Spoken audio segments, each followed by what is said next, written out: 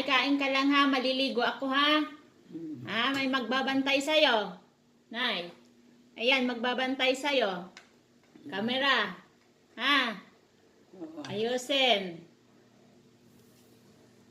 Tingin ka sa camera. Nagbabantay sa'yo. Maligo lang ako ha.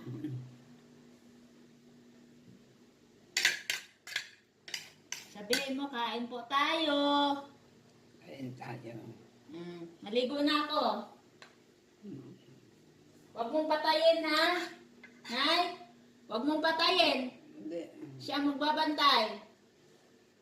Alam niyo mga ka-harness, ang ligo ko lagi niya mga 12 o 12:30 kasi kailangan kumakain si nanay or matutulog. Kaso minsan pag pinapatulog ko, babangon. At makikita ko na lang nasa higaan niya na muntik-muntik ang mahulog kaya hindi man siya makabangon. Kasi pag naihiyan siya, kung kaya niyang bumangon-bawangot, maglalakad yan. Kaso delikado nga po. Kayaan ko siya. Kaya minsan pag naliligo ako, talagang bukas ang CR. Ayan, pinapakain ko siya dyan. Sabi ko, dandahan lang kay ito si nanay pag kumain. Ako po. Opo, wala na siyang ngipin. Pero ang gagawin niya, bilisan. Lahat ng gawain niya, gusto niya matapos agad. Kung sa bagay, kahit noon pa naman si nanay, pag magsisimba siya ng linggo, no? Friday pa lang yan, handa na niya ang damit nila ni Harry. Mano si nanay, maagap. Kaya lahat ng trabaho, kung kaya niyang matapos, gagawin niya kaagad. Katulad niyang pagkain, hirap nga siya dumumi. Lunok-lunokin niya lang yan pag gusto niya yung pagkain. Mabilis siyang kumain. Pero pag hindi niya gusto, naku, ang tagal niya magsubo. Yan, okay naman siya dyan kasi ang pagkain niya gusto niya. Kaya kain siya ng kain. First time ko yung lagyan ng camera, mabuti naman. Okay naman ang kanyang pagkain dyan. Talagang si nanay parang bata na po talaga, may alaga akong bata. Hindi ko na maiwan-iwan, hindi na rin ako minsan tinatamad na nga rin ako mag-vlog talaga, parang sobrang pagod ng katawan ko umaga-gabi. Tinatamad na talaga ako, kaya minsan nilalagyan ko na lang ng content ang YouTube ko kasi sayang naman pinaghirapan. Basta malagyan lang siya, minsan na nga lang, minsan short pa.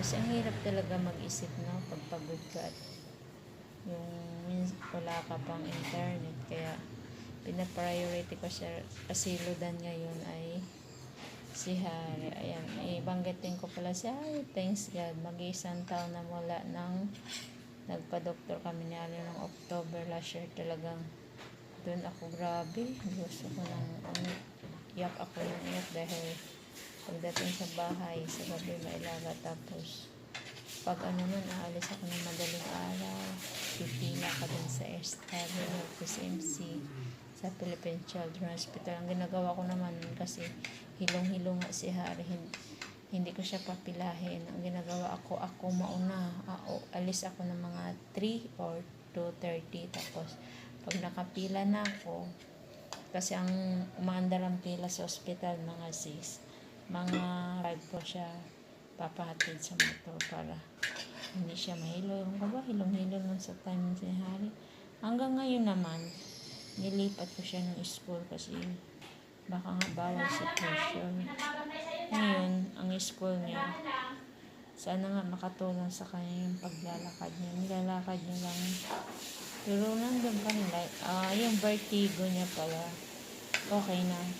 Ang mayroon na lang siya lightheadedness, tapos na hihilos. Ito sana matanggal niya kasi pagpasok niya sa school, lakad, umaga, tsaka pag uwi, mga lang naman, 30 minutes, kung mabagal siya maglakad ko, kung mabilis, mga 25 minutes lang yung kanyang paglakad. Kaya minsan paghirap niya ako, iniisip ko na lang, thanks God at na okay ang mga results ni Harry noon. Alam niyo ba nang magpa-MRI siya, punta kami ng Provincial Hospital, akala ko sila MRI, takbo na naman kami sa SAB nito.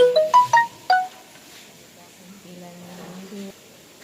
Umpisa ka na naman sa OPD lahat. Kaya, pero kung talaga, itong pag isang ina ka talaga, pag kahit walang-wala ka para sa anak mo, kahit ano gagawin mo, kahit pagod ka talaga, aalis ka na. Minsan, gusto talaga na ang katawan mo, humihina na tulong. Ang utak mo, lumalaban, patuloy na lang ang luha. Pero, grabe yung pinagdaanan ko. Pero, yun na lang ang iniisip yung pinagdaanan ko na siya, Hari. Hanggang, ano ba kami? Hanggang April yata kasi mantakin after ng MRI niya, okay naman. Ayun, vertigo, ENT sa tainga niya, ang ginawa pa, nag-hearing aid pa kami. Ang problema ko, wala na namang hearing aid sa East Avenue, sa ENT, takbo na naman ako, ang hanap na naman ako sa labas. Dito ako nagpag-hearing aid sa SM Fairview. Yun, wala na, okay naman ang result, wala namang problema ng tainga. Tapos, nag-neurologist din siya, ano din siya, ano pa yung iba, medicine adolescent, ang daming pinapagawa sa kanya. Tapos, ang last na inasikaso namin yung sa mata niya kasi nung 2019, suspected glaucoma si Hari. Ngayon, after ng MRI namin sa East Avenue, balik na naman kami sa PCMC kasi mas maganda doon siya naumpisa. Madali lang pag humingi kasi ng tulong doon. Nandoon na kaagad. Nandoon sa hospital. Di katulad sa East. Talagang ipaprocess mo pa yan sa Malasake, sa DSWD. Nandoon na kaagad ang DSWD. Madali lang. Kaya bumabalik ako na naman doon sa Opta. Ang problema, yun nga ang sinabi namin na may suspected glaucoma si Hari from our past hospital nung hindi pa siya nagkakasakit glaucoma. So ang advice naman sa amin, kung gusto daw namin magpaalaga ng glaucoma specialist, sabi ko, opo Dok, sige Dok. Ay, problema, wala na naman sa PCMC. Takbo sa PCMC, I mean Philippines Children's Hospital. Takbo na naman kami sa East Avenue kasi doon kami tinuro. Wala, dami na naman namin ginawa sa mata niya. At least mga 6 months pinaalagaan ko siya. At least, thanks God, okay na mata niya, walang glaucoma. God bless us all po. Thank you.